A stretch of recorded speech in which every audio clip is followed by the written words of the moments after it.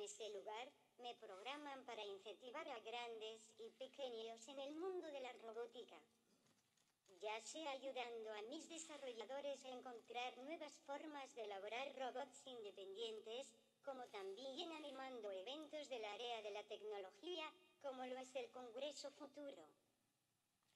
Hoy escucharemos expositores de distintas partes del mundo y a nuestros investigadores que desarrollan ciencia en torno a temas actuales y desafíos que tiene nuestro país para un futuro mejor en nuestro territorio y sus habitantes. Para dar inicio a la ceremonia, un saludo especial a nuestras autoridades y los dejo con nuestra animadora oficial Mariela González. Aplausos, por favor.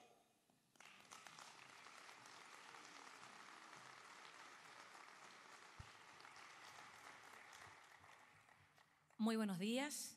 Saludamos a las autoridades que hoy nos acompañan. Intendente del Gobierno Regional de la Araucanía, señor Víctor Manoli. Seremi de Economía, Francisco López. Seremi de Bienes Nacionales, Natalia Rivera. Seremi de Salud, Katia Guzmán. Seremi de Educación, Juan Luis Salinas. Seremi de Gobierno, Pía Bercesio. Seremi de Ciencias y Tecnología, Conocimiento e Innovación, Macrozona Sur, señora Olga Barbosa. Seremi de Cultura, Enzo Cortesi. Seremi de Deportes, Mauricio Yegman. Al alcalde de la comuna de Temuco, Miguel Becker Alvear. Rector de la Universidad Autónoma de Chile, señor José Antonio Galilea. Rector Universidad Católica de Temuco, señor Aliro Borges Ramírez. Rector Universidad de la Frontera, señor Eduardo Hebel Weiss. Jefe Provincial de Educación, Mario Jorquera Rodríguez. Vicerrectores de Investigación y Posgrado de las universidades organizadoras. También saludamos de manera muy especial a nuestros expositores invitados, autoridades de gobierno, representantes de las universidades, investigadores, académicos, estudiantes y comunidad regional que hoy nos acompañan en el Teatro Municipal y a quienes también nos siguen por la señal de streaming en www.congresofuturo.cl junto a UATV y UFROMedios.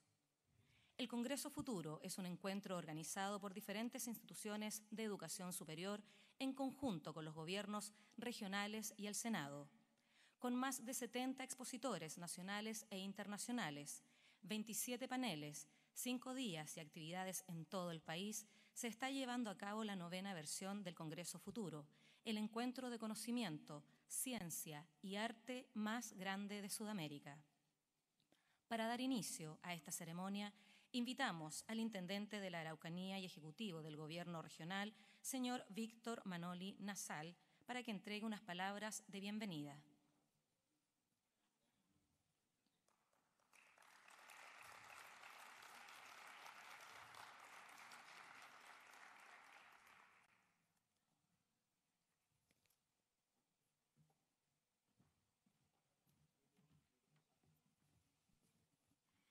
Muy buenos días.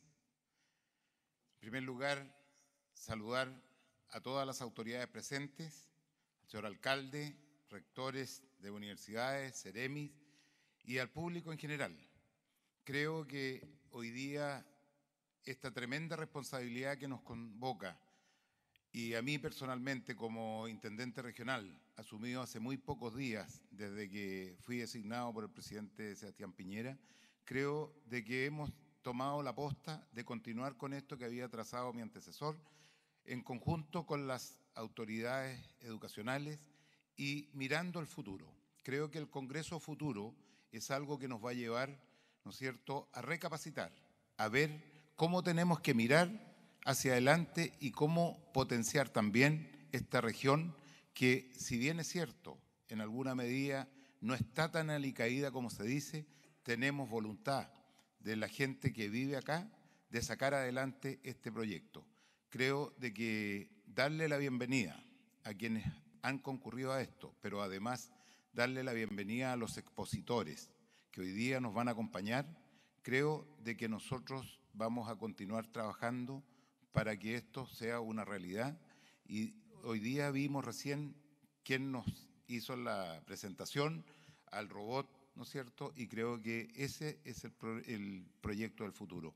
Yo, la verdad es que solamente darles un saludo, desear que este Congreso Futuro sea un éxito, que lo sigamos mirando, este es el 9º, vamos a tener una proyección nacional y también internacional, por lo que el compromiso de cada uno de los habitantes de la región, creo de que va a ser absoluto y permanente. Así que solamente desearles una exitosa jornada y desear el mayor de los éxitos a cada uno de ustedes. Muchas gracias.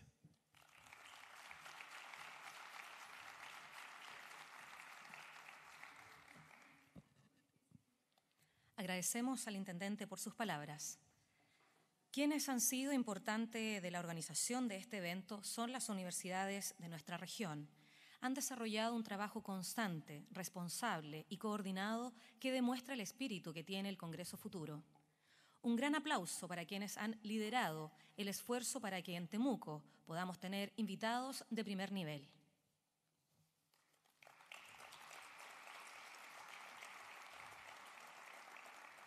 De esta forma, damos inicio a la nueva versión del Congreso Futuro Araucanía 2020. A continuación, y como parte del primer panel, Ciencia y Artes, presentamos a nuestro primer expositor del día de hoy, señor Joaquín Fargas, artista e ingeniero argentino que integra el campo artístico, el científico y el tecnológico en su producción. Desde el arte, enseña a comprender las propiedades de la naturaleza y a tomar conciencia de su cuidado. Desde la ciencia divulga conceptos y teorías de un modo lúdico y poético, y desde la tecnología integra materiales biológicos y herramientas tecnológicas con el fin de generar un posible diálogo y ecologías híbridas. Su producción se habilita con propuestas posibles o utópicas en relación a la vida, su preservación y la interrelación de los seres.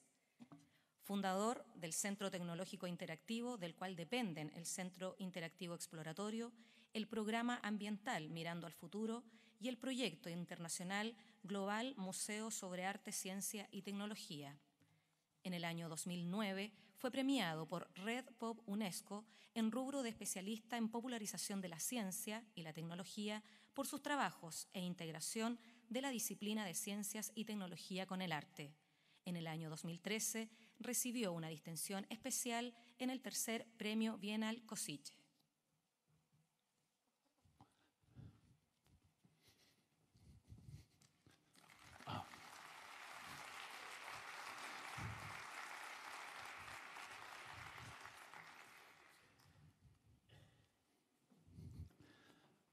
Hola, vamos a hablar un poquito de la historia del arte, la ciencia y la tecnología.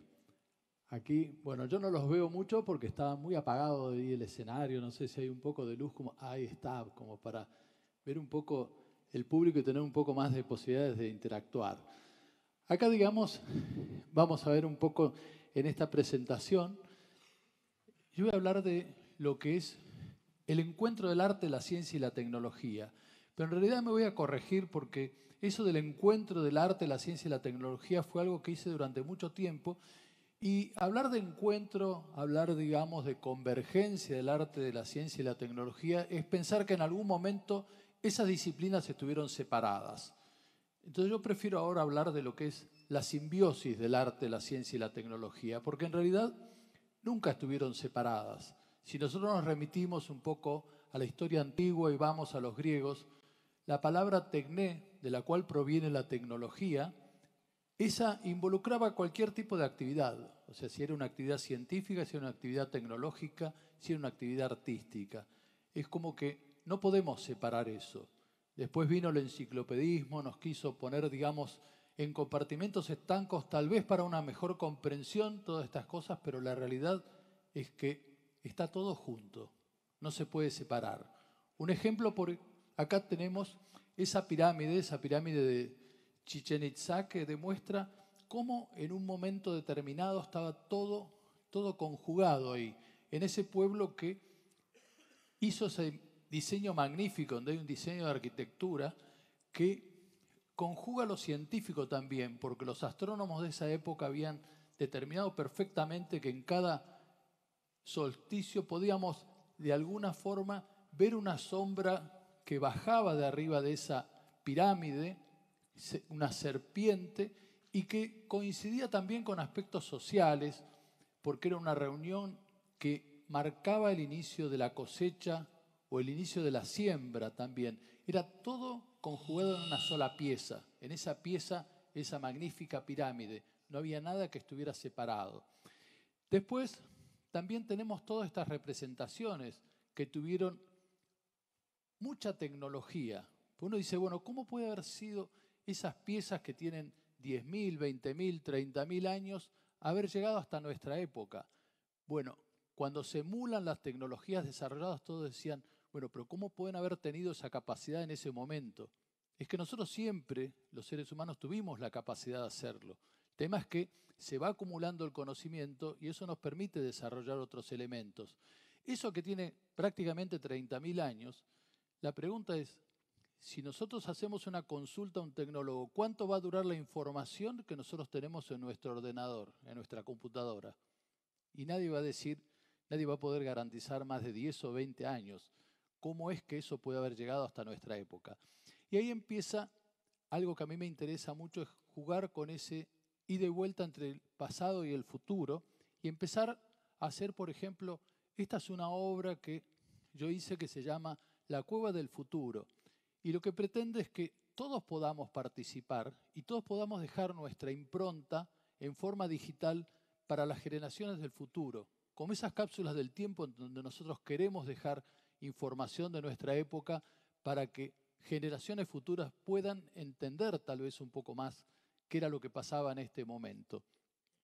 Pero lo que a mí me importó muchísimo es cómo encontrar en el arte un canal para mostrar cuestiones que son importantes, como el caso de los temas ambientales. Entonces esta fue prácticamente una de las primeras obras relacionadas con arte ambiental, que es muy simple. Encerré en una esfera un ecosistema, en este caso un ecosistema acuático. Esas esferas, cuando uno ve, por ejemplo, vamos a ir a esta pequeñita de ahí, porque tiene una relevancia importante. ¿Qué pasa si yo tengo en una esfera un ecosistema totalmente encerrado? Tengo las plantas encerradas. ¿Qué es lo que piensan ustedes? ¿Qué puede pasar con esas plantas? La pregunta es, ¿de dónde sale el oxígeno? ¿Cómo es que ese ecosistema ahí totalmente encerrado puede subsistir? Y la pregunta entonces es, ¿qué pasaría con nuestra Tierra si nosotros fuéramos unos gigantes y estuviéramos mirando esa esfera como nosotros la podemos mirar ahí, desde el exterior? Las preguntas serían las mismas. ¿Qué pasaría con esa Tierra? ¿De dónde sale el oxígeno? ¿Tenemos nosotros aún una conexión con el espacio exterior?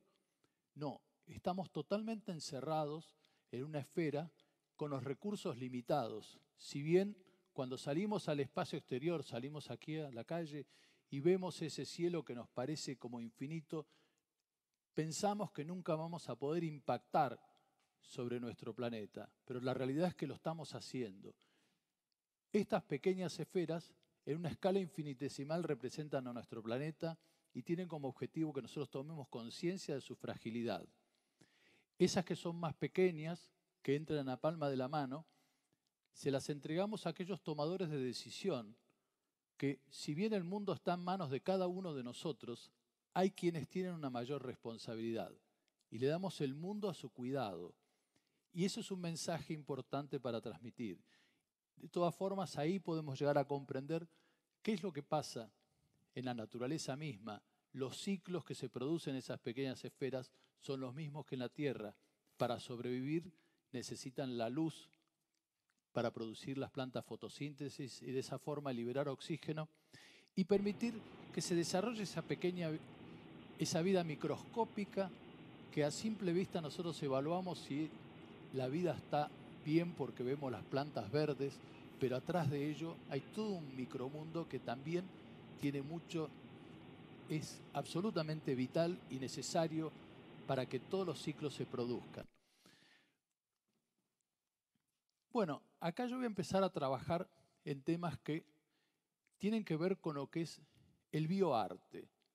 O sea, en el 2008 Yo trabajaba en la Universidad Maimónides en Argentina y cuando me preguntan en la universidad me dicen, bueno, tenés un trabajo muy interdisciplinario, hacen una reunión con médicos, biólogos, antropólogos y empiezo a preguntar, me dicen, bueno, ¿qué es lo que necesitas de la universidad? ¿Qué herramientas podrían ser útiles para producir algo?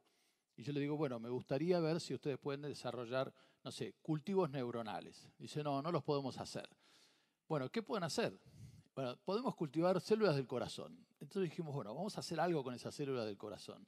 Y desarrollamos, ese es un bioreactor, para mostrar células en un espacio público. O sea, sacarlas del laboratorio y empezamos a trabajar en un concepto que era desarrollar células que nunca se murieran.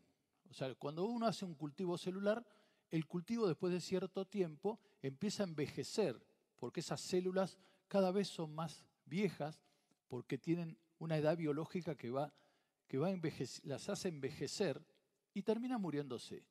Pero hay ciertas células que son cancerígenas en muchos casos, que se llaman inmortales.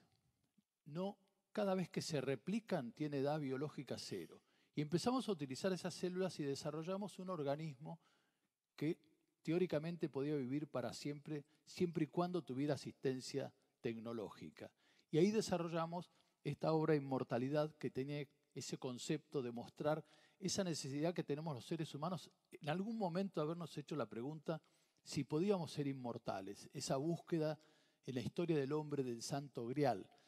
Y ahí es como desarrollamos, y en un momento determinado, después de desarrollar esas células, logramos que pudieran esas células de alguna forma latir. Vamos a ver si la podemos mostrar en anterior. Ahí está. Esas células representan un poco toda esa inquietud que tenemos nosotros. Y en el caso de esa conjunción del arte, la ciencia y la tecnología, logramos que estuvieran funcionando durante muchísimo tiempo hasta que, digamos, por una cuestión prácticamente económica dejamos ese desarrollo. Después, acá hay otra que volvimos a insistir con el cultivo de células neuronales, porque había un proyecto que era interesante desde el punto de vista de la hibridación. O sea, ¿cómo podíamos desarrollar una red neuronal universal conectando células que iban a estar en distintos lugares del mundo a través de Internet? Entonces, lo que hicimos fue trabajar con un cultivo de células. Se hizo una instalación en un lugar en Austria, en Linz, en la ciudad de Linz, que se llama Ars Electrónica. Y conectamos esas células con el planetario de la ciudad de Buenos Aires a través de Internet. Todo eso que se ve ahí son sensores y en el centro está el cultivo de las células. Esas células a su vez se comunican con las otras células en Buenos Aires y lo que hacían generaban una onda única, una red neuronal universal, una onda cerebral universal.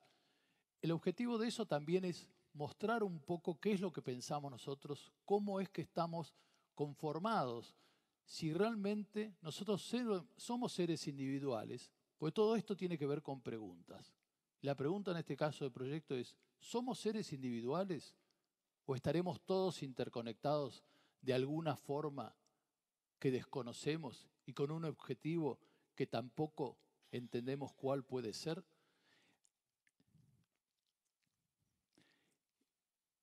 A partir de ahí desarrollamos lo que es el laboratorio de bioarte, donde empezamos a trabajar con todo lo que es la biotecnología como una herramienta de expresión artística.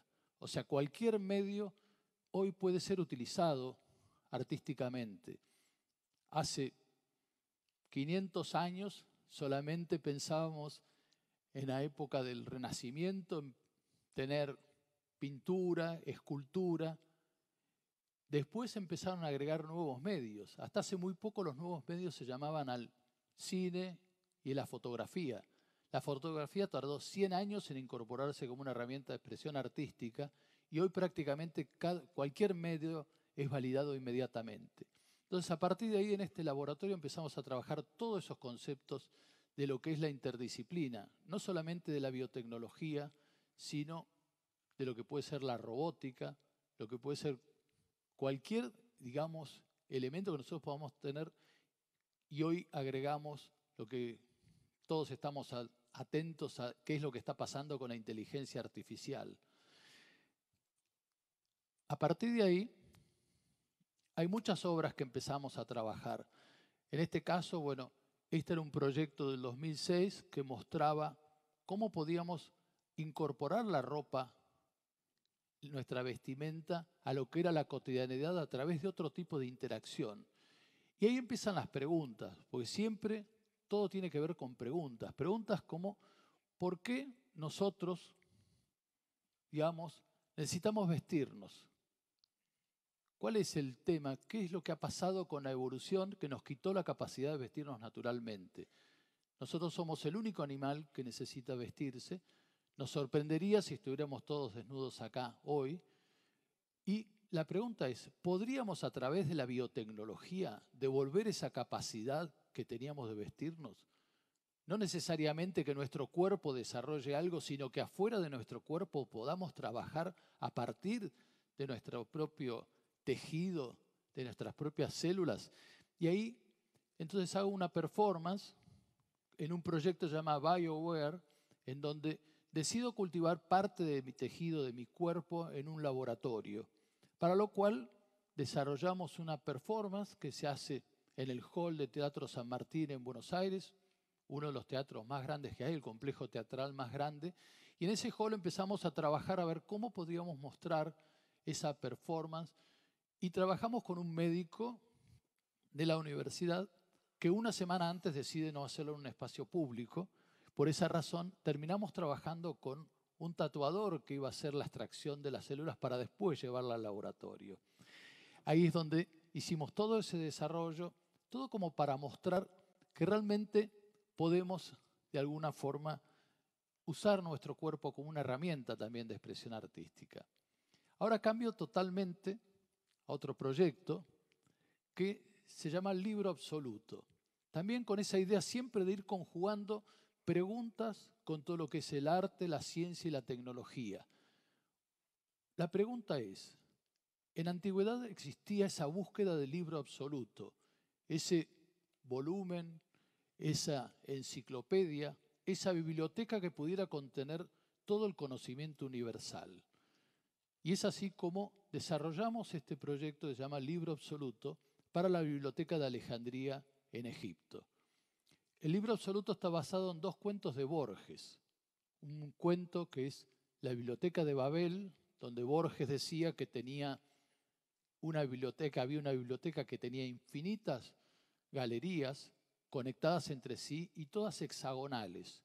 Esas galerías, de alguna forma, demostraban que ese infinito tenía en algún lugar algo que era buscado por todos, que era el conocimiento absoluto, el libro absoluto. Un libro que en vez de ser hexagonal era circular porque tenía todo el conocimiento. Era un libro que se asemejaba a Dios. A partir de ahí desarrollamos este objeto que es el libro absoluto. Ese objeto tiene esas formas hexagonales que representan cada una de las galerías de esa biblioteca y se conectan a Internet. Se conectan a Internet ahí, a una pantalla. Uno puede seleccionar al mover distintas disciplinas, y en un momento determinado todas esas disciplinas con un algoritmo generan una página que es una entre miles de millones que nunca más vamos a poder volver a ver. Y ahí es donde aparece el Libro de Arena de Borges, que es el otro cuento al cual remite este libro, que decía que Borges estaba en un momento en su estudio, le golpean la puerta y viene un mercader de libros a ofrecerle Biblias, básicamente, que Borges rechaza porque tenía una colección muy completa, y saca un libro muy especial que Borges lo abre y el vendedor le dice: mire bien esa página porque nunca más va a volver a esa página. Y Borges le dice: ¿por qué? Porque el libro tiene infinitas páginas. Y él se fija que una página decía 800 y la otra decía 40.500. Y Borges se queda con el libro, lo inquieta mucho porque realmente no podía volver a esas páginas, se encontraba con esa imposibilidad y decide deshacerse del libro y lo esconde en la Biblioteca Nacional en Argentina, de donde él había sido director en algún momento. Ese es el cuento de Borges y la realidad es que esas páginas desaparecen porque es imposible que nosotros podamos acceder a esa posibilidad de miles de millones que escapan a nuestro conocimiento. Acá está, ese libro se desarrolló en 3 piezas, una para la Biblioteca de Alejandría, se hizo la presentación simultánea con la Biblioteca Nacional en Buenos Aires. El director de la biblioteca, cuando nos reunimos para ver cómo iba a ser la presentación del libro, él dice, no se olvide que el libro de arena está escondido todavía aquí, en algún lugar de la Biblioteca Nacional que nosotros desconocemos. Bueno, la realidad es que lo interesante de este libro es que empezó a trabajar todo el tema que tenía que ver con lo que es el conocimiento, la información y el conocimiento. Porque si asumimos que, de alguna forma, Internet puede ser el lugar que tenga toda la información, esa información absoluta que nosotros podemos imaginar, ¿está el conocimiento en Internet? La realidad es que todo lo que tenemos en Internet es información. Somos nosotros los que podemos transformar esa información en conocimiento a través de nuestra capacidad. Si no, no deja de ser información sin ningún valor. Y a partir de ahí, yo desarmo ese libro, lo desarmo totalmente para mostrar cómo es su interior cuando hago una presentación y muestro unos microprocesadores que tiene adentro. Y esos microprocesadores que tienen más capacidad que la computadora que llevó al hombre a la luna, tienen un valor casi despreciable. Pues yo le pregunto al público, ¿cuánto puede valer ese microprocesador que condensa 2000 años de historia tecnológica del hombre y no vale más que un café en un Starbucks, $4? Ahora, ¿en dónde radica la diferencia? La diferencia radica en tener nosotros el conocimiento para poder utilizarlo. Y es ahí donde hoy la tecnología que se presenta, digamos, en forma exponencial y cada vez más accesible a todos, el conocimiento tiene una importancia, toma una relevancia importantísima. Es la educación la que realmente nos puede cambiar. Entonces, todos estos proyectos que de alguna forma conjugan el arte, la ciencia y la tecnología, tienen ese valor de tener una componente educativa, una componente de divulgación, de difusión de lo que debemos hacer. Yo creo que, a diferencia de mucha relación con el arte que decía que el arte de alguna forma tenía que ser algo inútil, yo creo que el arte es un canal más, como puede ser el canal de la ciencia, el canal de cualquier orden de la cultura que nos permita transmitir esos conocimientos y esa divulgación. Ahí está la Biblioteca de Alejandría, para terminar con este proyecto, que se asemeja a un sol. Cuando yo estaba en Alejandría, del público me preguntan, pero ¿por qué no dura más tiempo esa página que queda ahí, que aparecía muy efímera porque duraba unos segundos? Y yo le decía, porque el conocimiento de alguna forma no se puede retener y nosotros no podemos tener conocimiento absoluto. Y ahí aparece la imagen de la Biblioteca de Alejandría, que es un sol que representa la deidad más antigua en Egipto, pero el sol está incompleto ahí, le falta un pedazo y esa representa a nosotros la incapacidad que tenemos los seres humanos de poder acceder al conocimiento absoluto. De todas formas voy a ir bastante rápido porque quiero mostrar en muy pocos minutos otros proyectos que tienen que ver con ese mostrar las problemáticas que nosotros tenemos actuales. Aquí este es un proyecto que tiene que ver con la Antártida, en donde todo ese proyecto en Antártida se llama Proyecto Utopía. ¿Utopía por qué? Porque propone proyectos que sean absolutamente alocados, disruptivos, tal vez imposibles, para buscar soluciones al cambio climático en este caso específicamente. Ahí tenemos unos robots. Estos robots, digamos, de alguna forma lo que hacen es mostrar Vamos a ver si podemos hacer funcionar el video. Pero si no lo mostramos ahí, vamos a... Ahí. Ese robot lo que hace es de alguna forma pisar la nieve para tratar de convertirla en hielo. Son robots que se llaman glaciators, son glaciadores, lo cual tienen como objetivo únicamente inspirarnos y poder pensar que podemos encontrar alguna solución. Yo trabajo en lo que es la verosimilitud científica, o sea, no sé si realmente puede ser cierto, pero tiene una pequeña posibilidad de que pueda ser cierto. Y es a partir de ahí que esto se convierte, tal vez, en un futuro esa utopía se pueda convertir en realidad. También acá instalamos en Antártida 3 molinos que intentaban enfriar un glaciar. Esos 3 molinos produciendo electricidad y a su vez frío en unas celdas especiales, trataban de mantener ese glaciar en una tarea prácticamente imposible. Esa parte de ese proyecto se llamó Don Quijote contra el cambio climático. ¿Y por qué? ¿Qué representaba Don Quijote, ese personaje de Cervantes que había luchado contra los molinos de viento en la región de La Mancha, en España?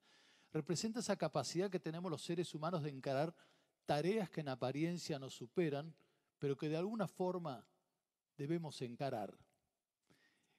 En todo el tema ambiental es muy importante, digamos, esa posibilidad que nosotros tenemos de hacer algo. Si decimos, esto no lo podemos hacer, es como que estamos ya perdiendo la esperanza. Es lo que nunca debemos perder. Bueno, acá hay muchos otros proyectos, los voy a pasar rápidamente.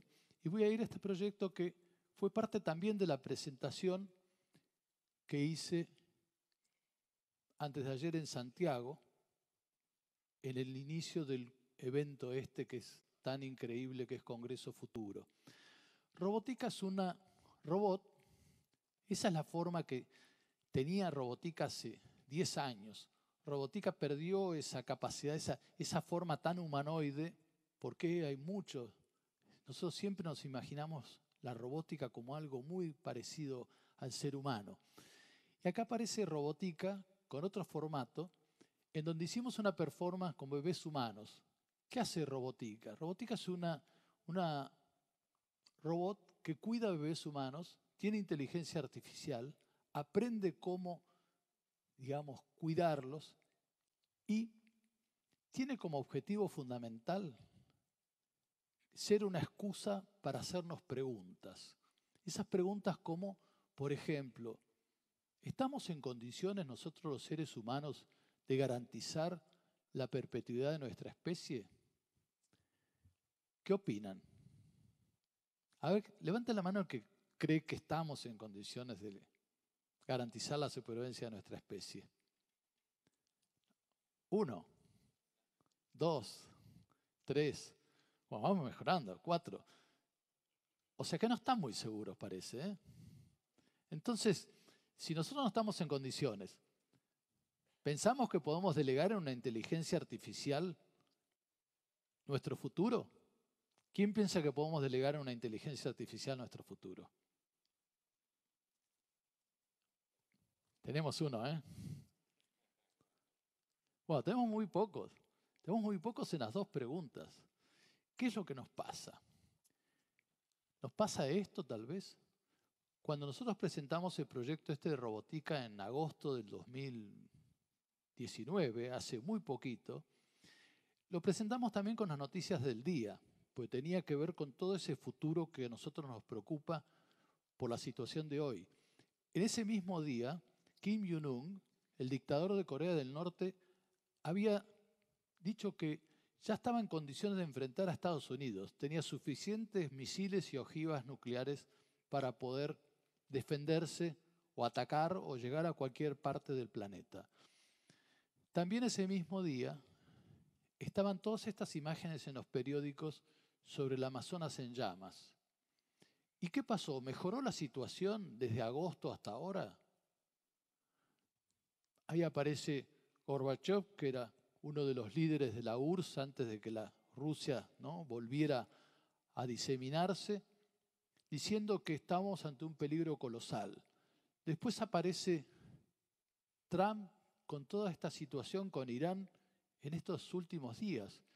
Y termina, digamos, apareciendo toda esta temática de lo que fue la autodestrucción. La autodestrucción en primera persona cuando un misil derriba un avión. Irán derriba un avión con 80 iraníes adentro. O sea, ni siquiera es que tenía un enemigo absolutamente detectado. Entonces, ante esa situación, nos encontramos con también Australia, que está en llamas. Causas naturales son prácticamente casi todos los incendios que están desarrollándose en Australia en estos momentos, a diferencia que en el Amazonas eran inducidos por el hombre, pero también producto de nuestra conducta a lo largo de los últimos 200 años. El cambio climático hace que los incendios forestales naturales se produzcan con mayor asiduidad. Bueno, todo eso nos lleva a pensar muchas cosas, ¿no? O sea, esa es la visión que vemos en los diarios. Esta es mi visión. Yo vivo también a través de las actividades que desarrollo en distintos lugares, y esa es una imagen mía usando máscara en Beijing. ¿Por qué tenía que usar esa máscara? Porque mi celular me había dicho que ese día el aire estaba tan peligroso que me quedara en mi casa o usara máscara. Entonces dije, ¿yo voy a ser el único con máscara? No, esa era la situación en Beijing ese día. Desde ahí se puede ver, desde ese edificio se veía el smog abajo. Abajo se había perdido totalmente la capacidad de visión, casi. Y la gente va así, ya acostumbrados a que debemos adaptarnos. Nosotros tenemos la capacidad de adaptación. Está la teoría esa de la rana, ¿no? Yo pongo la rana en una olla, la empiezo a calentar suavecito, la rana se pone contenta, y cuando ya está hirviendo el agua, es tarde. Entonces, el asunto es que no sea tarde para nosotros. Acostumbrarnos a todas estas cosas.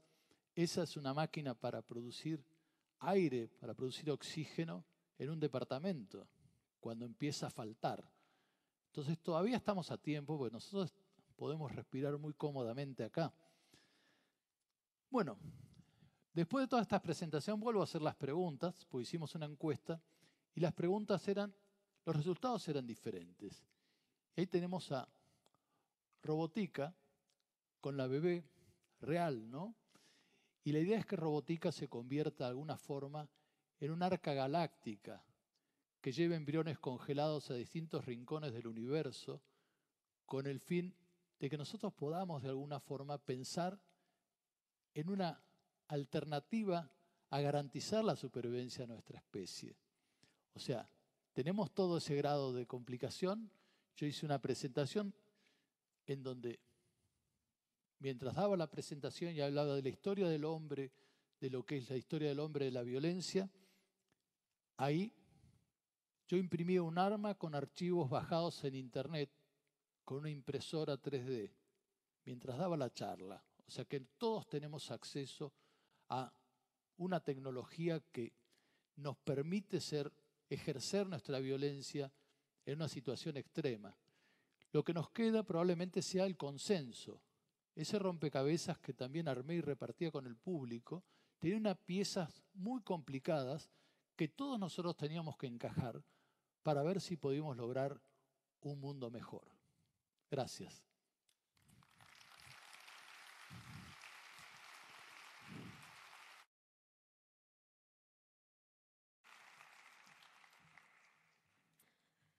Agradecemos a nuestro expositor e invitamos a los académicos que conformarán el primer panel de conversación junto al señor Joaquín Fargas. Invitamos a quien será el responsable de moderar cada uno de los paneles de esta jornada, el periodista y magíster en comunicación estratégica comunicacional Álvaro Saavedra Venegas, reconocido por su vasta trayectoria en Televisión Nacional de Chile y UATV.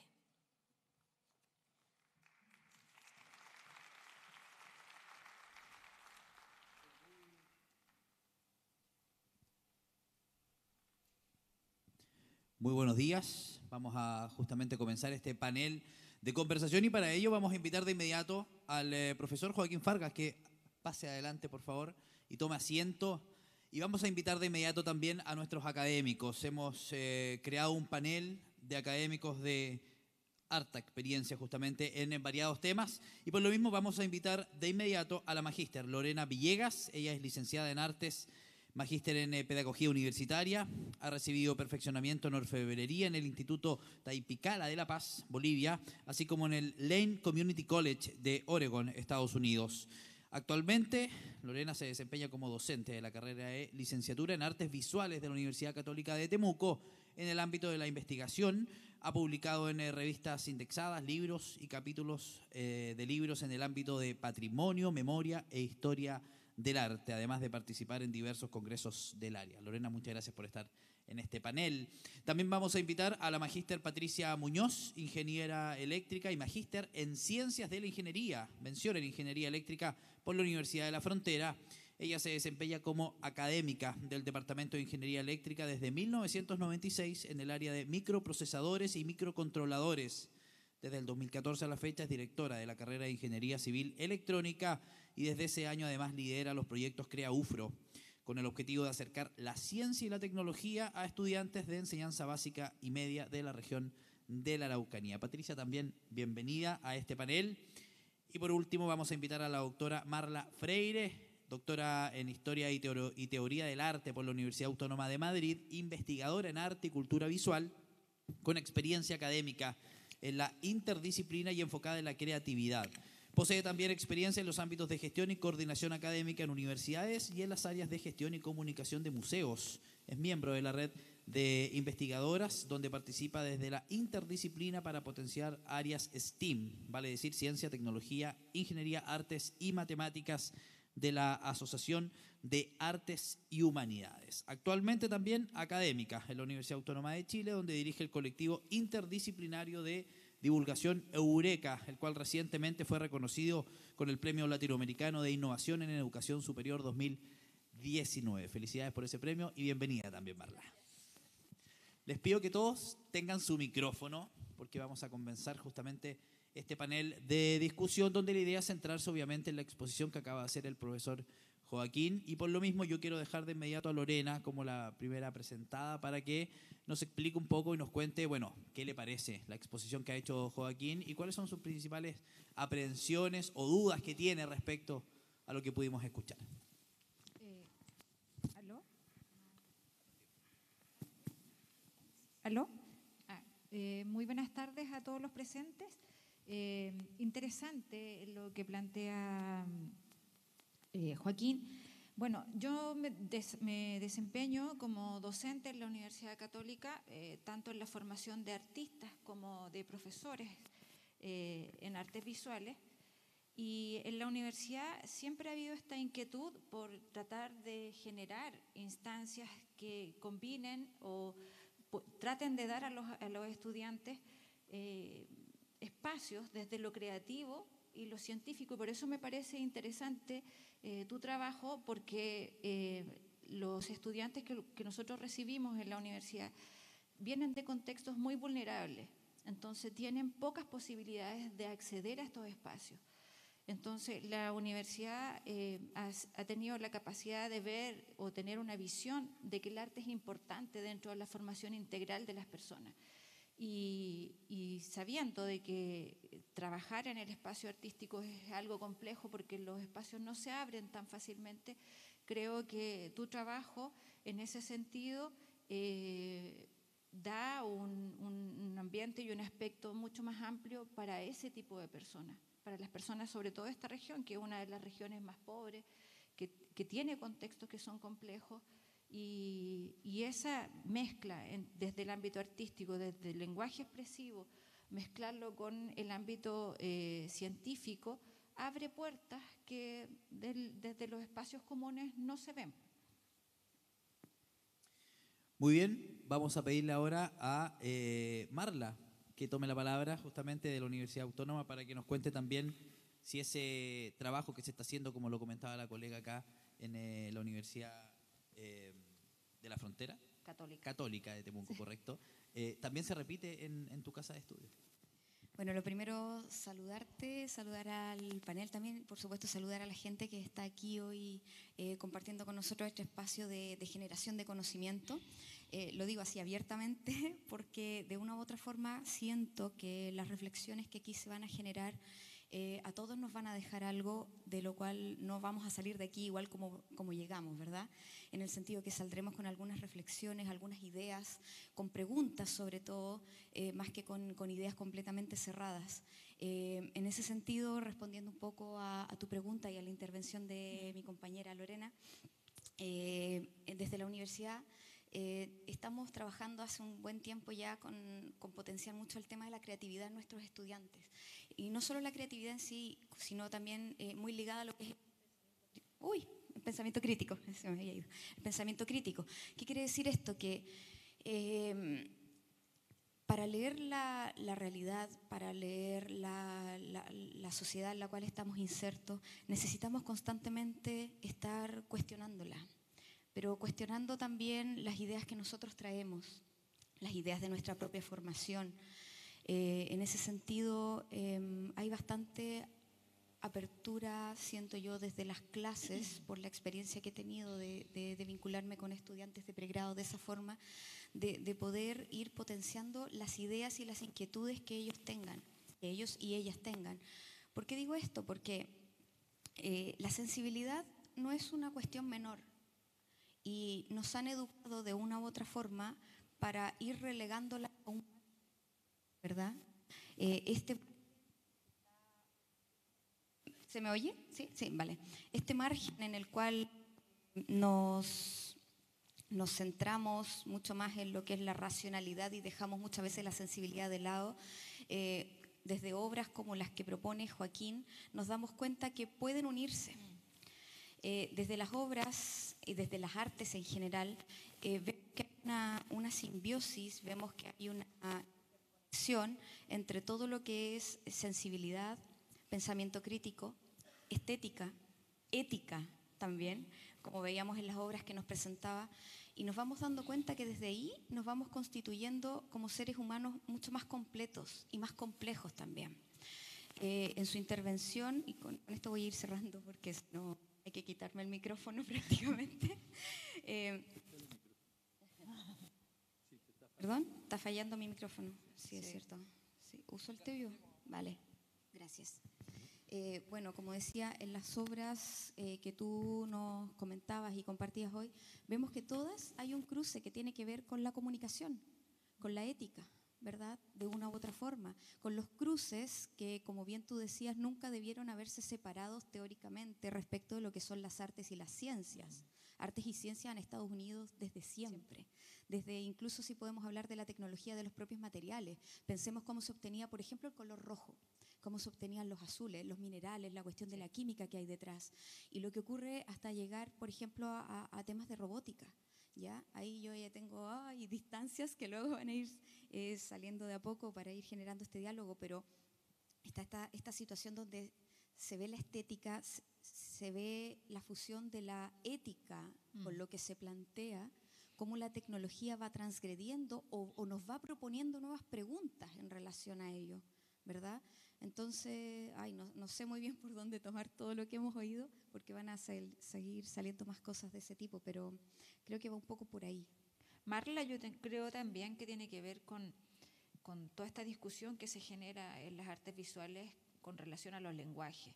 A principios de siglo, con las vanguardias, con el dadaísmo, con el constructivismo, con el automatismo, hay un cuestionamiento de qué es la obra de arte, la descontextualización del objeto, tiene que ver con eso, y la incorporación de la tecnología, así como lo haces tú en tu obra, también tiene que ver con ese tipo de discusión. Pues sí, cómo este nuevo lenguaje finalmente aporta a lo que nosotros buscamos desde el área artística, que tiene que ver con la reflexión de ciertos temas que tienen que ver con, principalmente si nosotros vemos tu obra, ayer lo conversábamos un poco, tienen que ver con el ser, con la existencia, con la vida, como que esos son los aspectos como centrales. Tú usas como de una u otra manera la ciencia, pero como una excusa para reflexionar desde la filosofía también acerca de esos temas que son mucho más complejos. Sí, es muy interesante el planteo que vos decías del tema de la ética, por ejemplo, ¿no? O sea, en el caso de si nosotros pensamos en una inteligencia artificial, ¿cuál es la ética de una inteligencia artificial? Y probablemente nosotros nos encontremos que una inteligencia artificial, que obviamente es fruto de nuestras decisiones, de nuestra programación, probablemente surja de una reunión como lo que podemos tener acá, donde todos somos buenos, tratamos de trabajar por un mundo mejor, y esa inteligencia tenga una ética mejor que la nuestra cuando nosotros nos retiramos y después actuamos en situaciones extremas de emoción violenta o de otras cuestiones, en donde tomemos pequeñas decisiones que tal vez no sean las correctas. O sea, un ejemplo, si nosotros tenemos un auto autónomo hoy, ¿el auto autónomo va a ir a la mayor velocidad permitida en la ruta? No, su decisión es concreta. A mí me programaron para ir a tal velocidad. Ahora, si vamos nosotros, y por ahí estamos un poco apurados, pues estamos llegando tarde, pues nos pasó algo, qué sé yo, ahí empezamos a tomar otro tipo de decisiones que ya empieza a cuestionarse algunos temas éticos, y probablemente esa inteligencia artificial podamos remitir a que tenga otro tipo de ética, ¿no?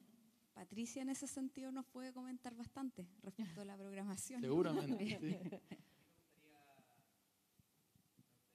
¿Aló? Sí, me gustaría justamente vincular a Patricia a la conversación porque ella es ingeniera.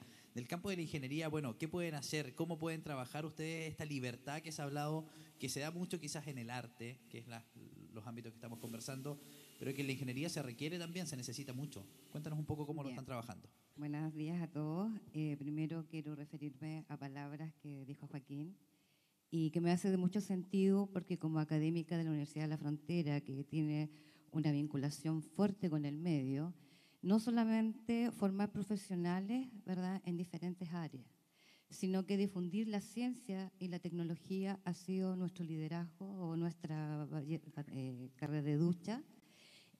Por lo tanto, nosotros trabajamos con niños desde sexto básico hasta tercero medio de toda la región de la Araucanía. Y en eso me hace mucho sentido porque logramos, ¿verdad?, no solamente transferir la ciencia, sino que además la tecnología, hacia dónde vamos, ¿ya? Y eso también nos genera bastantes desafíos porque es una nueva mirada, es un nuevo camino a la educación. Por lo tanto, hablamos de la educación 4.0, ¿verdad?, donde el estudiante o los chicos aprenden ya no del maestro típico, sino que ellos, ¿cierto?, con una metodología activa, donde ellos son partícipes, ¿cierto?, de esta educación. Por otro lado, tenemos, ¿cierto?, nuestra responsabilidad con la comunidad. Por lo tanto, la tecnología nos ha permitido, y sobre todo en el Departamento de Ingeniería Eléctrica, aportar en diferentes ámbitos al desarrollo de nuestra región, ¿ya? Ahora, obviamente, con una formación súper cuadrada, digámoslo así, ¿cierto? Siempre los ingenieros nos casillan de esa forma, nos ha permitido la robótica educativa trabajar otras competencias transversales, como es el liderazgo, el trabajo en equipo, pero obviamente cuando nosotros empezamos a darle inteligencia a algo que es mecánico, donde él pueda, ¿cierto?, a través de sensores, actuadores, poder definir y tomar una acción, ¿verdad? Cuando es programado no hay problema. El tema es cuando ya le empezamos a enseñar y ellos tienen la capacidad de aprender, por lo tanto él va a decidir solo, ¿cierto?, de acuerdo a lo que ha aprendido. Eso también nos lleva a otro problema, ¿cierto? Es decir, avanzar mucho en la ciencia, mucho en la tecnología, está sacando al ser humano del trabajo común. Por lo tanto, nos lleva a otro desafío que tendremos que enseñar de una forma distinta, preparar, ¿cierto?, a muchos profesionales a otra forma de trabajar. Y refiriéndome al arte, en estos grupos de robótica que yo lidero en la universidad, hemos tenido que integrar a otras disciplinas por lo mismo, ¿ya? Y creo que nuestros robots siempre, excepto el NAO, ¿cierto?, son cuadrados, una caja, ¿cierto?, cuadrada, porque nos falta justamente el arte, cómo poder entonces unir estos dos caminos. Así que yo creo, bueno, de hecho estamos trabajando, incorporando nuestra innovación de las carreras, agregar la parte del diseño, de cómo armonizar la ciencia, ¿cierto?, con el arte. A mí me parece particularmente interesante lo que se está señalando en esta última parte, o sea, en esto que acabamos de decir, principalmente porque de una u otra forma nos hace cuestionar los modelos educativos que tenemos, ¿ya? Lo hemos cuestionado ampliamente, ya sobre todo el último tiempo, pero ¿qué pasa con la mirada? Quiero decir con esto de hasta cuándo vamos a seguir con esto de los compartimientos y las cajas disciplinares. ¿En qué momento nos vamos a atrever a cruzar esa frontera y a salir de nuestra zona de confort y hablar realmente de una confluencia de saberes, de experiencias, ¿ya? En ese sentido creo que las artes tienen un lugar bastante importante si lo pensamos desde un punto de vista crítico. Me refiero con esto a entender un poco, cuando hablamos de arte, que no hablamos solamente de manualidades. Artes no es hacer manualidades. Artes es poner en jaque el pensamiento crítico, es salir de la zona de confort y atreverse a hacer lo que hace Joaquín con sus obras, que es unir distintos conocimientos, pero también unir experiencias y unir saberes, ¿ya? Que lo haces tú, lo hace también Eduardo Kac, lo hace Annette Messeyer, ¿ya? Que son artistas. Antonio Becerro en algún minuto también lo estuvo trabajando aquí en Chile a través de la taxidermia, ¿verdad? Y hacer esculturas, ¿ya? Con un objeto que ha dejado de estar vivo, perdón, con un ser vivo que dejó de estarlo y se transforma en un objeto. Y entonces ahí aparecen nuevamente las preguntas, aparecen las reflexiones, aparece la ética, ¿verdad?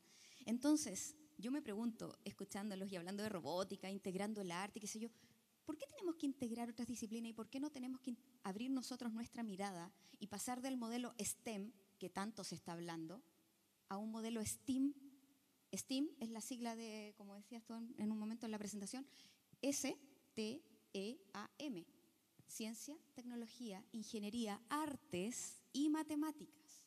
En la medida en que seamos conscientes de que necesitamos de todas las disciplinas para una generación de conocimiento mucho más potente, mucho más crítica también, y que nos permita a todos avanzar y realmente utilizar nuestro propio pensamiento y nuestras habilidades, yo creo que vamos a poder atravesar esto de una mejor forma, ¿verdad?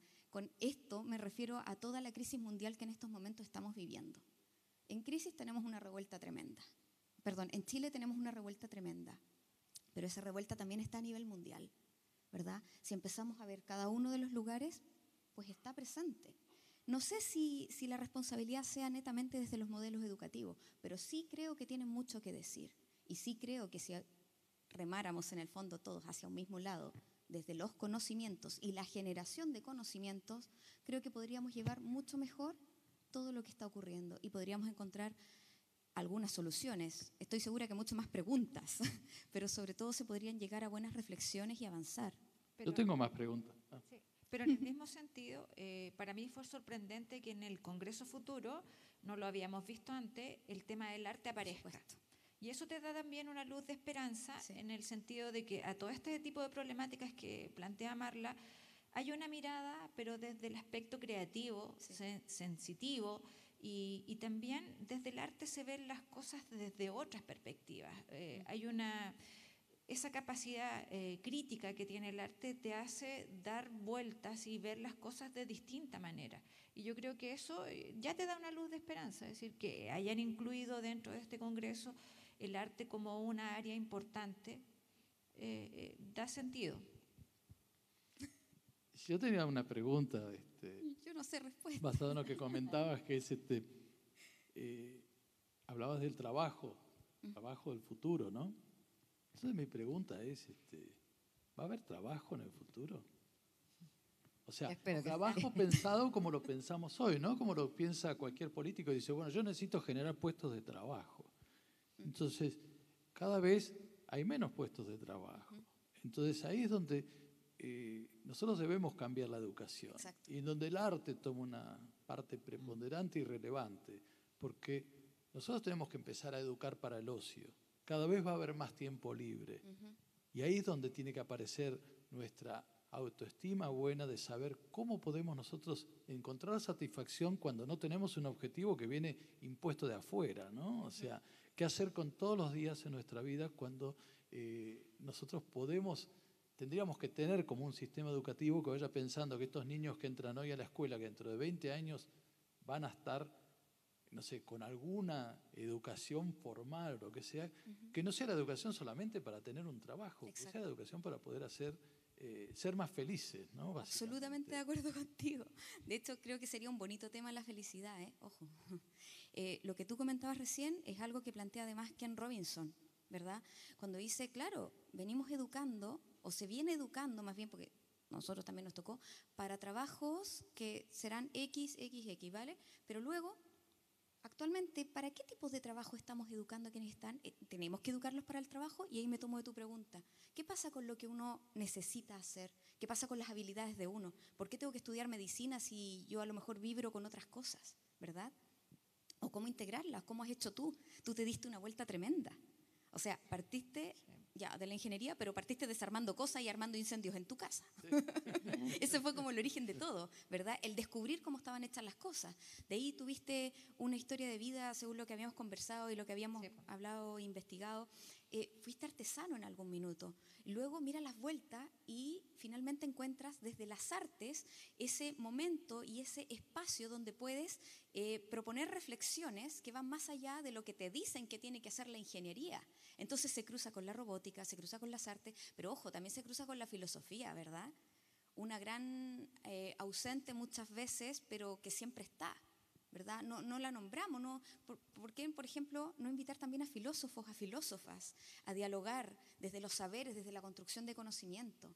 ¿Por qué no abrirnos mucho más y aprender desde las distintas áreas para poder generar un conocimiento que sea mucho más abierto, más inclusivo, pero también más crítico, más creativo, que vaya más allá de esa zona de confort y de las jerarquías de las disciplinas, ¿verdad?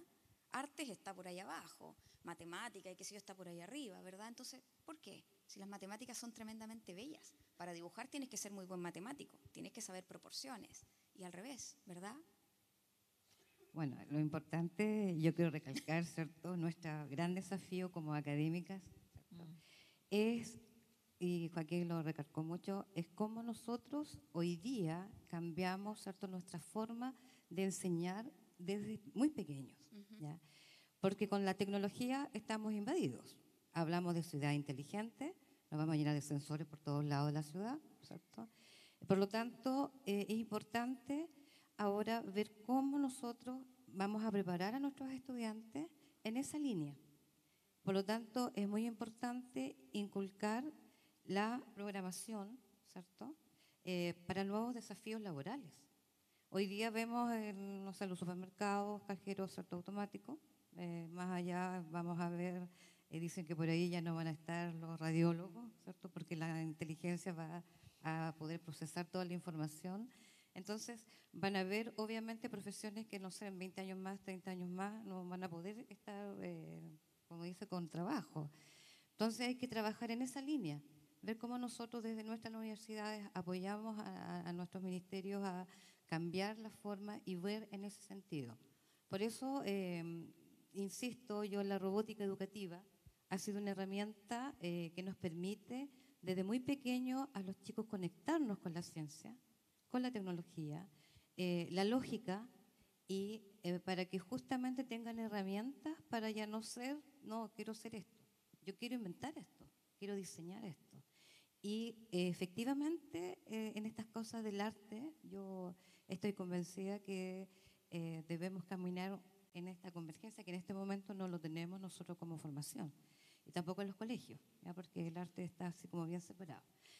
Por lo tanto, yo creo que los desafíos que tenemos como universidad y académica es seguir trabajando en este decantar hacia nuestros escolares, sobre todo aquí en la región de la Araucanía, en cambiar hacia la lógica de la programación. Porque ahí está el futuro, nos guste o no, hacia allá vamos. Hay un punto importante que tú planteaste ahí, que tiene que ver con la estimulación del pensamiento creativo.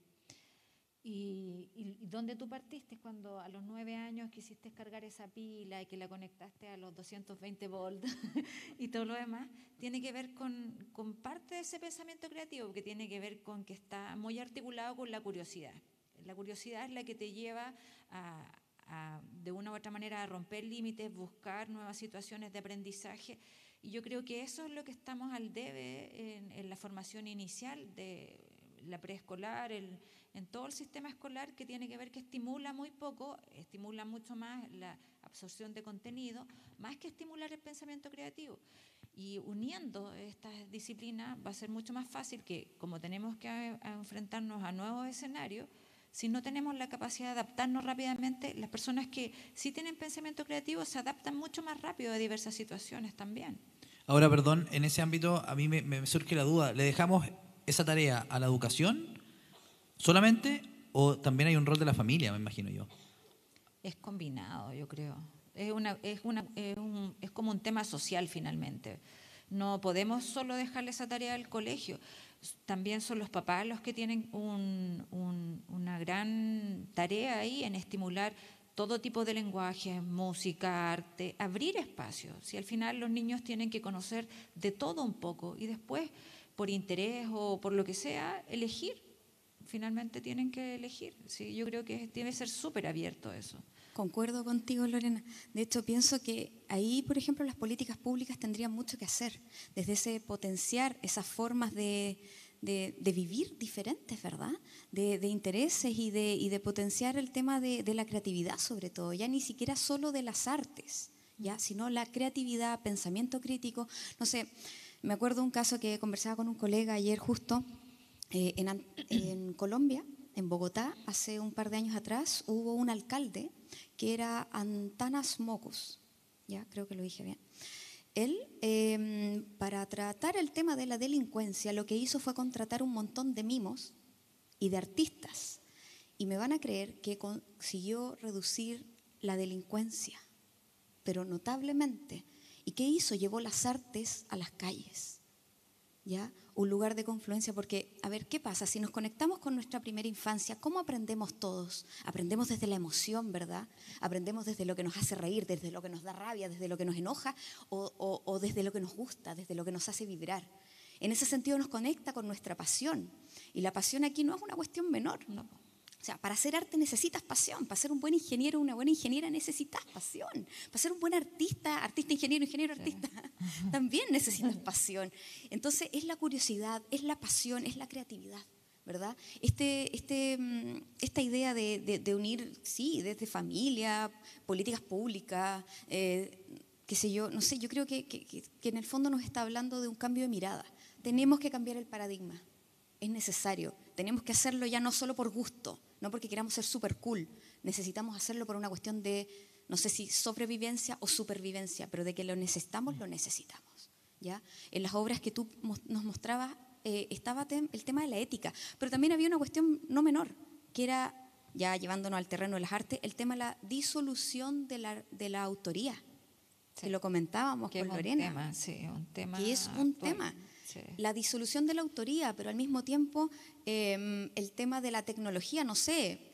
Pensemos, por ejemplo, ya Chile, las tesis, ¿verdad? ¿Qué ocurre con las tesis? Claro, son las creadoras de una performance, qué sé yo, pero luego esa performance empieza a hacerse viral. ¿Qué es lo que nos dice Nuria Varela en su tremenda obra Feminismo 4.0? Que los feminismos, ¿ya?, y las formas para poder lograr la equidad deben apoyarse necesariamente en la tecnología. Y ahí lo conecto con tu obra. ¿Qué tiene que ver las tesis con esto? No, no tiene mucho que ver, o todo. Depende desde cómo lo estemos leyendo. Las obras de arte hay que leerlas, pero para poder leerlas hay que aprender a leerlas. Y en tu obra tú nos hablabas mucho del tema de la tecnología, la disolución incluso del cuerpo, porque tienes una obra maravillosa, a ver si nos puedes contar de esta, que es la Soulware, ¿verdad? Maravillosa, bueno. Bueno, ya que ella propone, bueno, en realidad es sí, todo lo mío se basa en preguntas, ¿no? O sea, preguntas como esto, la que pasó recién, si hay trabajo en el futuro. Y siempre tomamos también algunas aseveraciones científicas, como es el hecho de que los científicos dicen que nosotros cada 7 años cambiamos todo nuestro cuerpo, ¿no? O sea, estamos en estos momentos intercambiando átomos, ¿no? O sea, yo estoy respirando, tomo el oxígeno del aire, devuelvo dióxido de carbono. Hace un rato tomé agua, tuve el desayuno, incorporé una cantidad impresionante de átomos, ¿no? O sea, trillones y trillones de átomos que constantemente van en ese equilibrio dinámico con el medio, hace que por una cuestión probabilística, cada 7 años, 10 años, ahí no se ponen muy de acuerdo los científicos, cambiamos la totalidad de nuestra materia. Entonces la pregunta que yo me hago es ¿cómo es que seguimos siendo quienes somos si cambiamos totalmente nuestra materia, ¿no? Entonces, a partir de ahí uno se puede hacer las preguntas que quiera, ¿no? Dice, bueno, ¿dónde radica la vida? ¿Dónde radica la conciencia?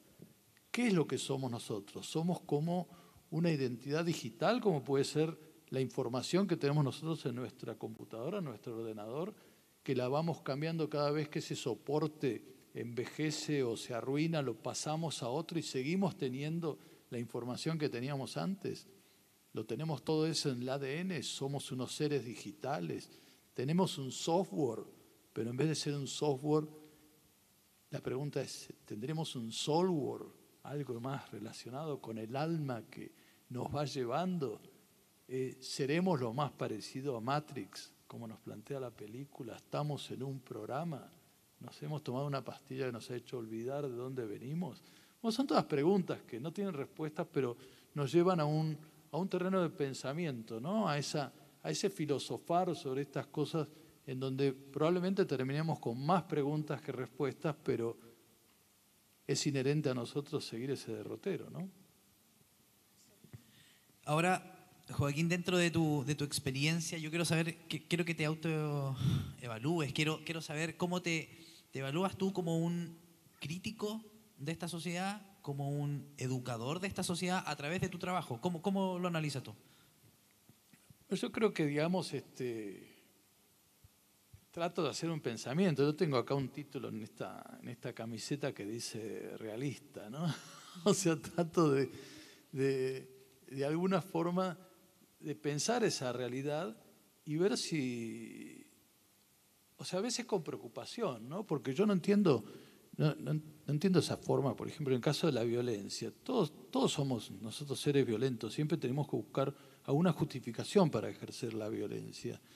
El tema es cuando se institucionaliza la violencia. Como decíamos nosotros, o sea, hay preocupaciones. Si nosotros vamos a una escuela a estudiar y tenemos una pasión, como acá dice Marla, por algo, ¿qué pasa si yo voy a una escuela de guerra? ¿A qué me enseñan en la escuela de guerra? Es un tema, ¿no? Después, yo voy a tratar de buscar una justificación para ejercer todos esos años de estudio que he tenido, ¿no? Es algo que son esos pensamientos. Entonces, bueno, a mí todos esos pensamientos me van llevando, ¿no? A veces a encontrar alguna solución en la educación, en algunas cosas, y decir, bueno, esta es la parte donde me parece que puede ser algo útil, ¿no? O sea, esa concientización, algún proyecto que sirva para que uno pueda tomar conciencia para enseñar algo, ¿no? Pero no sé cómo definirme. Yo, de alguna forma, me he dedicado muchos años a la divulgación de las ciencias y he encontrado en eso mucha satisfacción. Y la satisfacción en mi trabajo es cuando yo estoy instalando, por ejemplo, una de esas biosferas y veo al personal de limpieza o de seguridad así apoyado en su herramienta de trabajo, mirando y reflexionando ante la obra. Entonces yo dije, bueno, ahí me voy a dormir tranquilo. Patricia, te quiero preguntar también respecto al rol que tú crees que van a tener que tomar los académicos de aquí en adelante, pensando en una sociedad a futuro. Lo hemos conversado, lo han apuntado, hay que hacer un cambio de paradigma, se ha dicho mucho, pero ¿quién hace ese cambio de paradigma? ¿Lo hacen los académicos? ¿Lo hacen los padres? Lo pregunté antes con la familia. ¿Lo hace el Estado a través de las líneas de educación que hoy día imparte? Cuéntanos un poco. A ver, como experiencia, con nuestros talleres donde involucramos a estos niños desde muy pequeña edad, pero también involucramos a la familia. Entonces ya parte este tres ejes donde tiene que estar la universidad, ¿cierto? Que de alguna forma tenemos la visión de hacer este trabajo. Está la familia por la motivación, la contención y obviamente el colegio, en este caso las políticas públicas en relación a cómo vamos a enseñar. Porque hoy día el estudiante es activo, o sea, debemos cambiar de cómo enfrentamos esta... Porque tú ves a los niños, por ejemplo, profesor, le puedo hacer tal cosa, al robot, y le agrego esto otro. Entonces tú ya alimentas en él la creación, ¿ya? Y por otro lado, el papá me dice, mi hijo viene feliz los sábados a la UFRO, el único día que se levanta temprano porque vive en Correhue o vive en algún lugar lejano de la región, Por lo tanto, ellos vienen felices porque saben que tienen un espacio donde la creatividad, como tú dices, porque ellos diseñan su robot, ellos los arman, pero además le dan las órdenes, los programan. Y donde ven esa educación activa, esa metodología activa, obviamente los motiva. Y obviamente, cuando tú le das ese espacio donde él puede liderar, puede trabajar en equipo, donde ve que no le funciona, pero no se frustra, sino que lo vuelve a intentar, ha permitido, ¿verdad?, mejorar sus notas en los colegios. Entonces, tenemos en este momento muchos indicadores que nos están, podemos decir que nos ha ido bien, ¿cierto? Ha sido exitoso el programa. Y lo más importante es que esos niñitos que eran de comunas lejanas, ¿cierto?, hoy día son alumnos de la universidad. Y profesora, sabe que me gustó esto, pero quiero estudiar medicina. Y hoy día está en medicina. Entonces, en otras carreras de nuestra universidad y de la región. Por lo tanto, yo creo que por ahí va el camino. Ahora no tengo, ¿cierto? Puedo decir, hay que hacerlo de esta forma, pero la experiencia nos ha dado que tenemos mayor responsabilidad. Hoy día somos un referente en robótica educativa en nuestra región, por lo tanto, hemos logrado nuestro pequeño sueño, que fue nuestro aporte, ¿verdad? Pero obviamente, a lo mejor no va a ser bueno lo que diga. Yo he visto robots, ¿cierto?, que ha entregado el gobierno guardado en estantes los establecimientos. He visitado más de 30 establecimientos de la región y me he encontrado con esa sorpresa. Entonces, hay mucha resistencia, ¿verdad? Y tiene que ver a lo mejor cómo están funcionando hoy día los profesores, 30 horas, 40 horas frente a estudiantes, que no están los tiempos. Entonces, por eso nosotros, en este caso como carrera, hemos preparado a nuestros estudiantes a esa responsabilidad social. Somos nosotros los que vamos a hacer los talleres de robótica en los colegios. Hemos capacitado a profesores, hemos diseñado estos robots educativos justamente para hacer un aporte real a nuestra región de la Araucanía. Bueno, les quiero otorgar a cada uno también unos minutos para los comentarios finales. Ya se nos fue el tiempo, así pasa de rápido, 30 minutos, la verdad, es bastante corto el tiempo. Así que les vamos a pedir, por favor, comentarios finales. Tenemos un público acá de muchísimos estudiantes, además de autoridades que están presentes. Marla, partir por ti y cuéntanos un poco cómo resumes un poco la conversación, cuáles son los principales temas que te quedan dando vuelta y los desafíos que hay de aquí para adelante. Pero me tocó la pregunta más difícil, después de todo lo que se ha hablado, por Dios. Uy, yo creo que cuestionarnos siempre, de forma individual, cuestionarnos en el sentido de las prácticas que llevamos adelante, tanto cuando somos estudiantes como cuando somos docentes, cuando somos académicos, académicas. Creo que hay que estar abierto a las sensibilidades que uno tenga y a la intuición también, porque no hay una receta cerrada, como bien decía Patricia, no hay no sé, una cuestión que te diga todos los pasos a seguir o qué sé yo, sino que creo que hay que ir siendo bien atentos y atentas al momento. Creo que hay que ir viendo porque una fórmula, por así decirlo, que funcione en un determinado lugar, no necesariamente va a funcionar en otro, porque siempre hay que estar leyendo y viendo el contexto. Creo que debemos y necesitamos con urgencia un cambio de paradigma en la generación de conocimiento. Creo también que tenemos que dejar de mirar esa forma tan neoliberal de producir conocimiento. No todos son papers, ¿ya? También hay cosas que surgen en el aula. Las aulas son espacios tremendamente inspiradores, pero también son espacios de poder, hay que decirlo. Y uno muchas veces observando a sus propios estudiantes y escuchándoles, tiene la posibilidad de generar conocimiento ahí en el aula. No todos son papers, no todos son cosas cerradas, no todos son investigaciones que solamente se pueden hacer con fondos. Muchas veces está el tema de la voluntad detrás. Creo que uno tiene que seguir su pasión para poder hacerlas y por eso hay que escucharse a uno mismo también. No sé si eso resume lo que hemos hablado, pero a mí me queda un poco como reflexión y me voy con muchas preguntas sin duda que tiene que ver con cómo lo hacemos, no lo sé. Creo que hay que ir leyendo, como te digo, y escuchando a los otros y mirándonos y reconociéndonos. porque en la medida en que nos miramos a los ojos, las cosas cambian. Nos damos cuenta que la empatía, por ejemplo, es algo que se nos olvida, pero es tremendamente importante. Incluso en la academia, que la academia a veces puede ser una cuestión horrible, una lucha de egos tremenda, pero también puede ser diferente, ¿ya? Y también uno como docente y como académica puede aprender de sus estudiantes. Yo creo que estamos en el deber de aprender de ellos, ¿ya? Creo que hasta aquí mejor. Sigan ustedes. Patricia, ¿algo que agregar? Bueno, yo simplemente estoy contenta, voy contenta de haber sido invitada primero y haber compartido este panel con dos áreas totalmente distintas, ¿cierto? Lo que es el arte. Pero contenta en el sentido que estamos en el camino adecuado de educar con la ciencia y la tecnología. Y no solamente difundirla, sino que además hacer partícipe a la comunidad desde muy pequeña edad.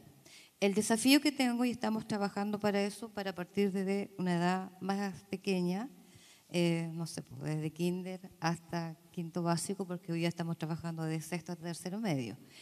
Pero también el otro desafío importante es inculcar en nuestros profesionales, porque en el fondo son los que van a demandar este futuro, la ética, el trabajo en equipo, el liderazgo, el emprendimiento, la innovación.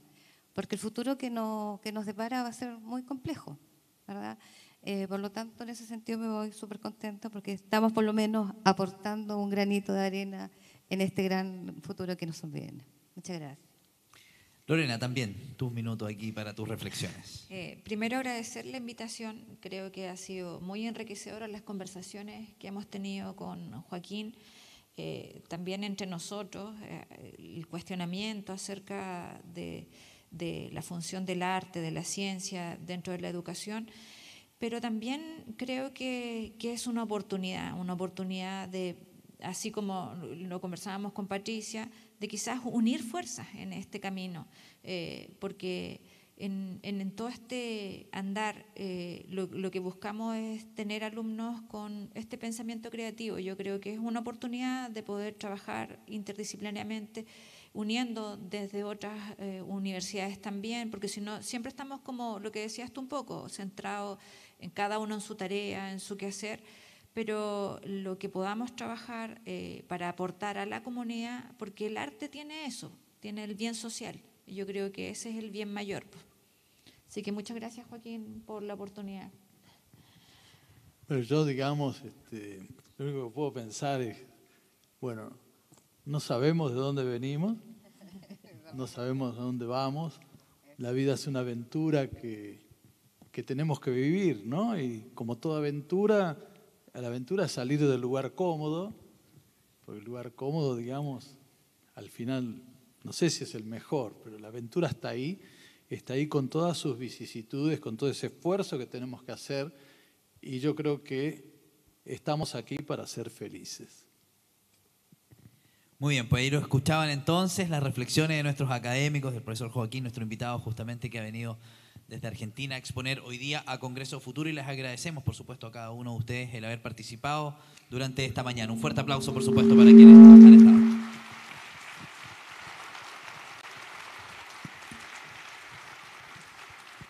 De esta manera finalizamos el primer panel. Agradecemos a nuestros expositores por participar. A continuación los invitamos a disfrutar de un coffee break para retornar con esta actividad en unos 20 minutos más. Muchas gracias.